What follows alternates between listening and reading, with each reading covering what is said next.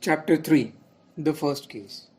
While in Bombay, I began on the one hand my study of Indian law and on the other my experiments in dietetics, in which Veerchand Gandhi, a friend, joined me. My brother, for his part, was trying his best to get me briefs. The study on Indian law was a tedious business. The Civil Procedure Code, I could in no way get on with it. Not so, however, with the Evidence Act. Veerchand Gandhi was reading for the solicitor's examination. I would tell me all sort of stories about barristers and vakils. Sir Firoz Shah's ability, he would say, lies in his profound knowledge of law. He has the Evidence Act by heart and knows all the cases on the 32nd section. Badruddin Tayyabji's wonderful power of argument inspires the judges with awe. The stories of stalwarts such as these would unnerve me. It is not unusual, he would add, for a barrister to vegetate for 5 or 7 years. That's why I have signed the articles for solicitorship. You should count yourself lucky if you can paddle your own canoe in 3 years' time. Expenses were mounting up every month. To have a barrister's board outside the house while still preparing for the barrister's profession inside was a thing to which I could not reconcile myself. Hence, I could not give undivided attention to my studies. I developed some liking for the Evidence Act and read Maine's Hindu law with deep interest. But I had not the courage to conduct a case. I was helpless beyond words, even as the brides come fresh to her father-in-law's house. About this time, I took up the case of one Mummy Bai. It was a small case. You will have to pay some commission to the tout, I was told. I emphatically declined. But even at that great criminal lawyer, Mr. So-and-so, would make 3 to 4,000 a month pays commission.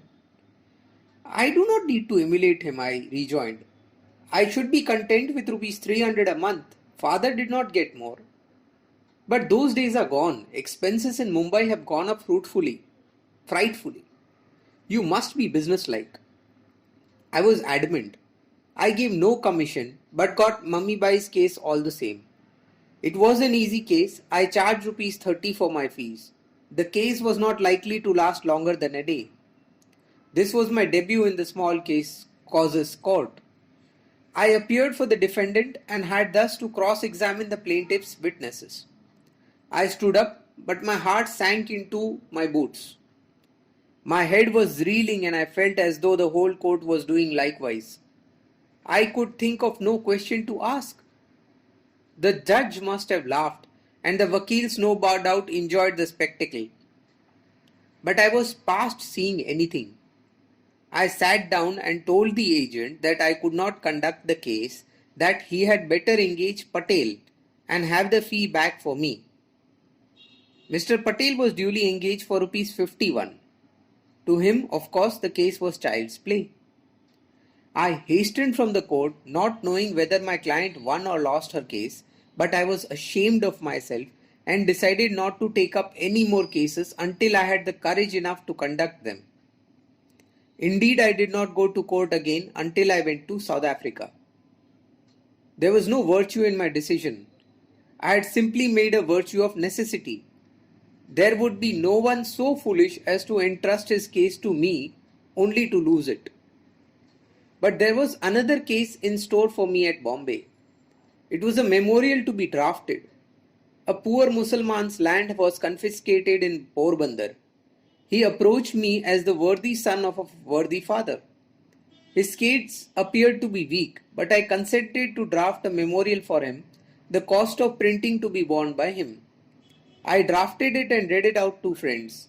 They approved of it, and that to some extent made me feel confident that I was qualified enough to draft a memorial, as indeed I really was. My business could flourish if I drafted memorials without any fees. But that would give no grist to the mill. So I thought I might take up a teacher's job. My knowledge of English was good enough, and I should have loved to teach English to matriculation boys in some school. In this way, I could have met part at least of the expenses. I came across an advertisement in the papers. Wanted, An English teacher to teach 1 hour daily. Salary rupees 75. The advertisement was from a famous high school. I applied for the post and was called for an interview. I went there in high spirits, but when the principal found out that I was not a graduate, he regretfully refused me. But I have passed the London matriculation with Latin as my second language. True, but we want a graduate. There was no help for it. I wrung my hands in despair. My brother also felt much worried. We both came to the conclusion that it was no use spending more time in Bombay. I should settle in Rajkot, where my brother himself, a petty pleader, could give me some work in the shape of drafting applications and memorials. And then, as there was already a household at Rajkot, the breaking up of the one at Bombay meant a considerable saving. I liked the suggestion. My establishment was thus closed after a stay of 6 months in Bombay. I used to attend High Court daily whilst in Bombay, but I cannot say that I learnt anything there. I had not sufficient knowledge to learn much. Often I could not follow the cases and dozed off.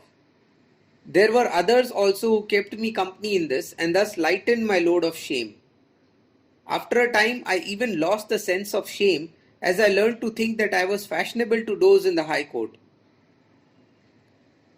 If the present generation has also its briefless barristers like me in Bombay, I would commend them a little practical perspective about living. Although I lived in Girgam, I hardly ever took a carriage or a tram car.